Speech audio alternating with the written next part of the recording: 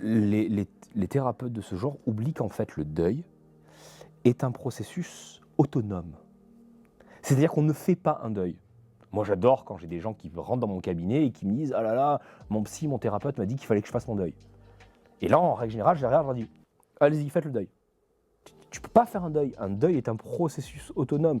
C'est-à-dire que, encore une fois, c'est quelque chose de physiologique, de biologique, d'intégré. Tu vas, c'est une expérience que tu dois vivre. En fait, un deuil, c'est quoi? C'est tu dois faire l'expérience de la fin.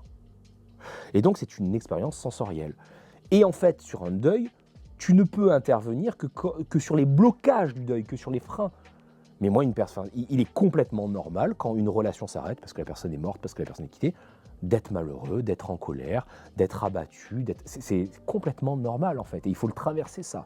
Par contre, ce qui va bloquer le deuil, c'est ça que tu vas travailler. Parce que souvent, en fait, ce qu'il oublie de dire, c'est que dans un deuil, c'est pas tellement parce que tu étais amoureux de la personne, c'est parce que si tu n'as plus la personne, peut-être que tu vas être seul.